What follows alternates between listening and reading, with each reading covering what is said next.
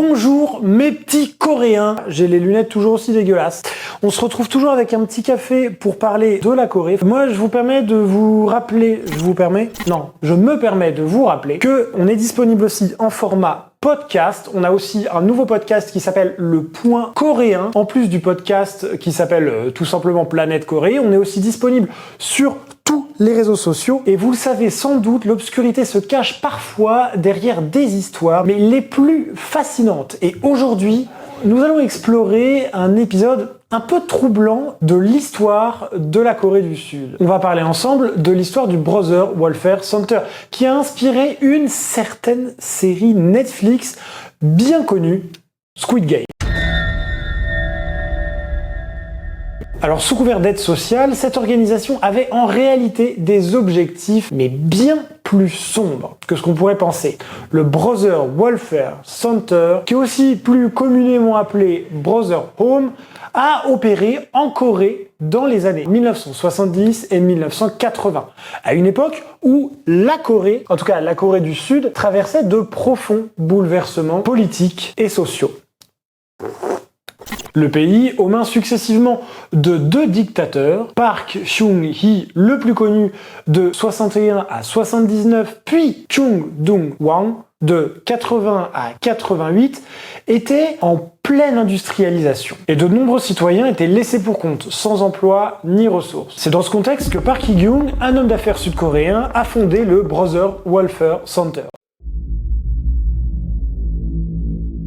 L'objectif annoncé était d'aider les sans-abri et les personnes défavorisées en leur fournissant un toit et un emploi.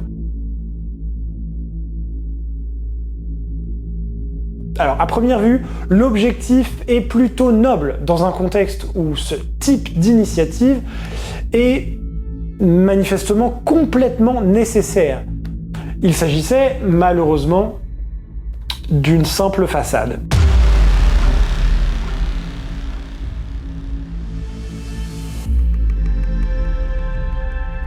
Alors, des pratiques abusives, du travail forcé, de l'exploitation, des abus sexuels, des meurtres. Voilà en gros le programme pour les pensionnaires du centre.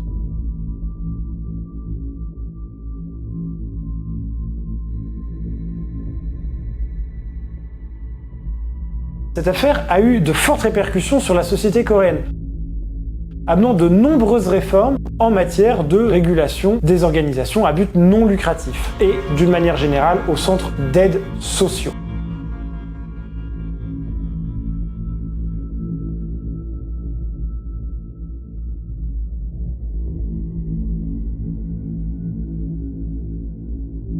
Cette histoire a également influencé les cultures populaires et les œuvres coréennes, notamment une certaine série Netflix. Mais pas que. Durant les années 1970 et 1980, la Corée du Sud est dirigée par des régimes autoritaires, avec des restrictions des libertés, une industrialisation rapide engendrant des inégalités et un chômage très élevé. Le gouvernement cherchait alors des solutions pour aider les plus démunis et des centres d'aide sociale, comme par exemple le Brother Welfare Center, sont apparus. Cependant, le manque de contrôle et de régulation a ouvert la porte à des abus, de l'exploitation des personnes vulnérables. Park Hee-gyung a fondé le Brother Welfare Center dans ce contexte. En fait, il va se présenter comme un philanthrope et il va gagner la confiance des autorités pour créer une organisation qui dissimulait en réalité des pratiques abusives et même inhumaines. Le centre accueillait des sans-abri, des handicapés et des personnes en difficulté économique, promettant un toit, de la nourriture et un travail rémunéré. Mais il s'agissait là que d'une façade et les résidents subissaient en réalité des conditions de vie déplorables et des abus. Park Hee-gyung a exploité les failles du système pour bâtir un empire sur le dos des plus vulnérables de la société coréenne. On pourrait avoir du mal à croire qu'une telle situation ait pu se développer au XXe siècle. Et pourtant, vous n'êtes pas au bout de vos surprises, les amis. D'ailleurs, n'hésitez pas à me dire en commentaire si tu avais connaissance de cette affaire. Les conditions de vie maintenant. Les conditions de vie et de travail des pensionnaires du Brother Welfare Center étaient loin de ce qui leur avait été promis. Sans surprise d'ailleurs, plutôt que de recevoir de l'aide et des opportunités pour améliorer leur situation, les résidents étaient soumis à des traitements inhumains. On peut même parler à ce stade-là d'esclavage. Beaucoup n'en sont jamais ressortis. Tout simplement parce qu'ils sont morts d'ailleurs. Les pensionnaires avaient des dortoirs insalubres avec généralement une hygiène plutôt déplorable et des installations sanitaires complètement inadéquates. La nourriture était insuffisante et de très mauvaise qualité. Ils travaillaient de très longues heures dans des conditions très dangereuses, sans aucun équipement de protection et avec des salaires souvent non versés ou, quand ils avaient la chance d'être versés, extrêmement réduits. Mais c'est pas tout. Les abus allaient bien au-delà des conditions de vie et de travail. Les pensionnaires subissaient des violences physiques et psychologiques de la part des responsables du centre. Vous savez, les personnes qui étaient censées encadrer les personnes en situation de précarité. La torture, l'humiliation, les intimidations, tout ça dans le but de créer un climat de soumission. L'exploitation sexuelle était monnaie courante, en particulier, bien sûr, pour les femmes, avec des viols, des agressions sexuelles, des harcèlements sexuels qui sont restés impunis. Les punitions sévères étaient elles aussi courantes, et les tentatives d'évasion étaient durement sanctionnées. Les pensionnaires du Brother Welfare Center, enfin Brother Home pour les intimes, vous l'aurez compris, étaient, disons le mot, traités comme des esclaves. L'organisation qui prétendait leur offrir un nouveau départ les a en réalité exploités, abusés pour son propre profit. Le Brother Welfare Center n'était pas le seul centre de ce type en Corée du Sud à cette époque. Il est devenu tristement célèbre en raison de la gravité de l'étendue des abus commis en son sein. Les témoignages des survivants, les enquêtes menées par la suite par les autorités et les médias ont révélé l'horreur de ce qui se passait derrière les murs du centre. Quant aux centaines de pensionnaires morts sur place, le nombre exact impossible à obtenir car le centre ne détenait aucun registre. Ceux-là peuvent pas témoigner.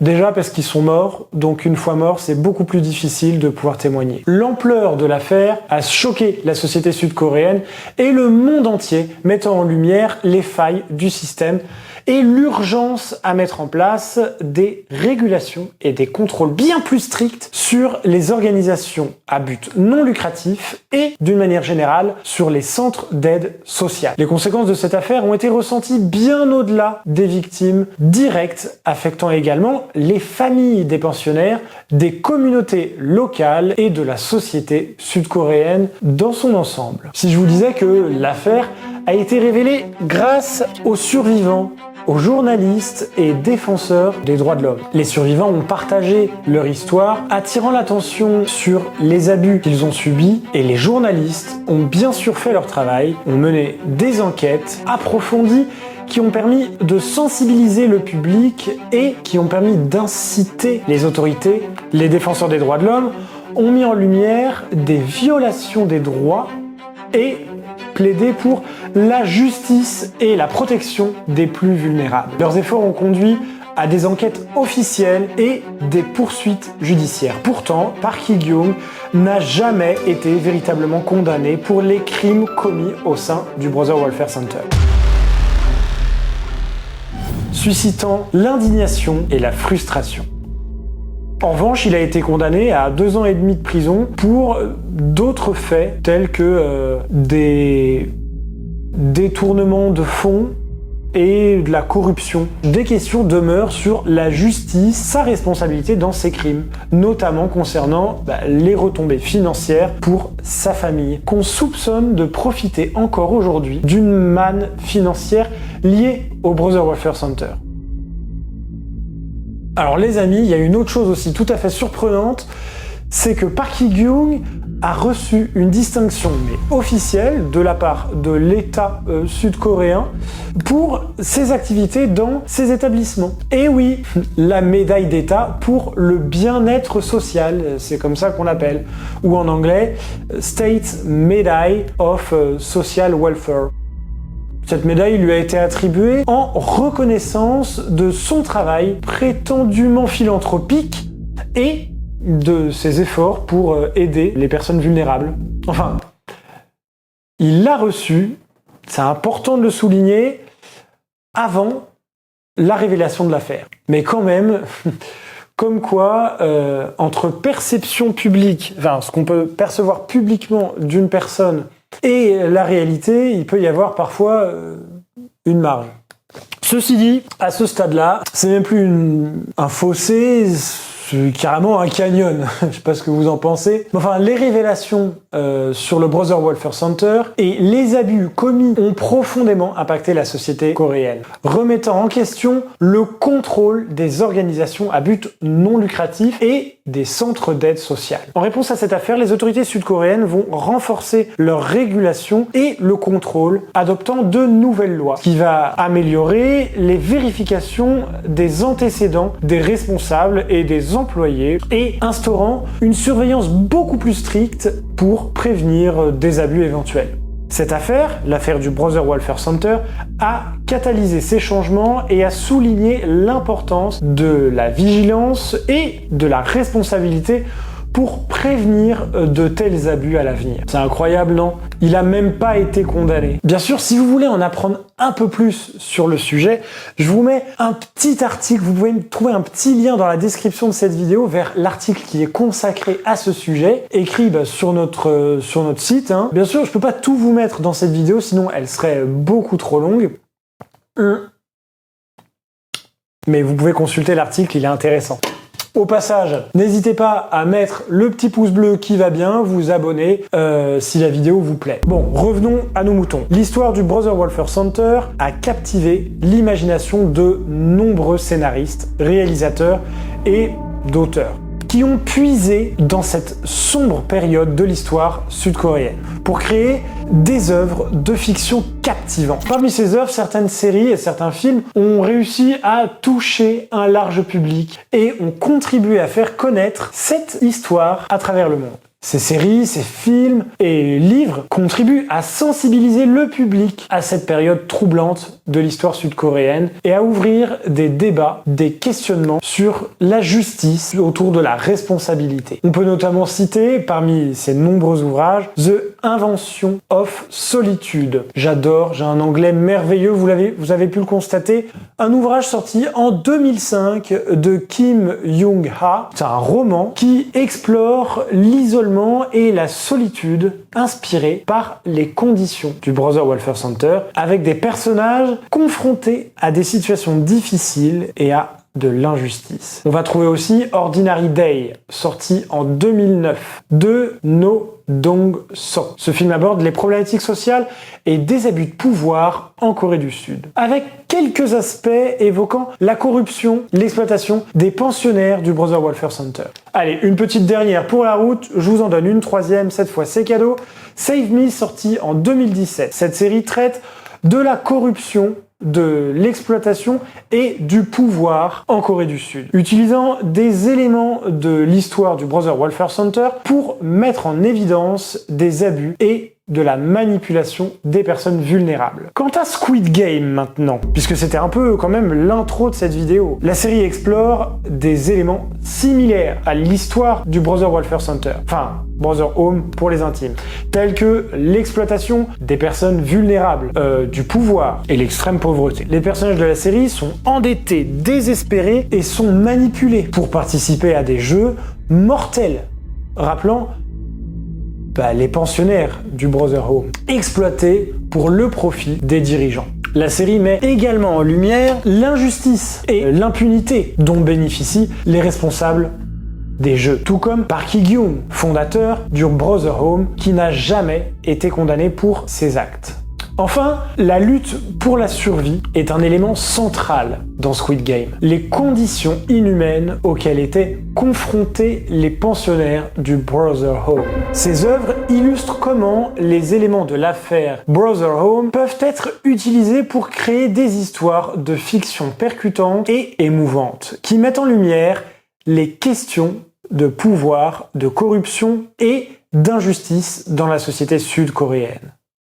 En s'inspirant de cette histoire, les auteurs et les réalisateurs sont en mesure de sensibiliser le public à ces problèmes et d'encourager une réflexion sur les responsabilités individuelles et collectives d'ailleurs. L'histoire du Brother Welfare Center est un événement marquant de l'histoire sud-coréenne, qui, vous l'aurez sans doute compris, a eu un impact mais profond sur la société, qui a inspiré de nombreuses œuvres de fiction. Son influence peut être ressentie dans les séries et les films coréens qui abordent souvent des thèmes de pouvoir et de corruption et d'exploitation des personnes vulnérables. Squid Game en a un exemple particulièrement frappant, tout en intégrant des éléments thématiques et narratifs inspirés de l'affaire du Brother Home. En étudiant l'histoire du Brother Welfare Center et en analysant son influence sur les productions culturelles, nous pouvons mieux comprendre les enjeux sociaux et politiques qui ont façonné la société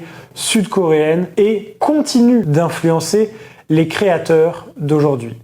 Pour en savoir plus sur l'histoire du Brother Welfare Center, nous vous invitons même à consulter notre petit site, notre petit blog planetcorée.com, s'il vous plaît, et en particulier le lien qui se trouve dans la description de cette vidéo où vous trouverez plus de détails sur le Brother Welfare Center, bien sûr. En vous informant et en vous engageant dans le dialogue autour de ces questions, vous contribuez à la compréhension et à l'appréciation de l'histoire et de la culture coréenne.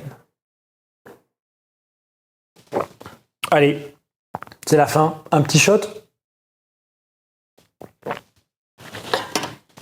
Voilà. J'espère que cette vidéo vous a plu. Un sujet pas facile à traiter, pas facile à écrire, que ce soit pour l'article en l'occurrence, qui peut être longuement discuté. Je vous invite à en discuter en commentaire.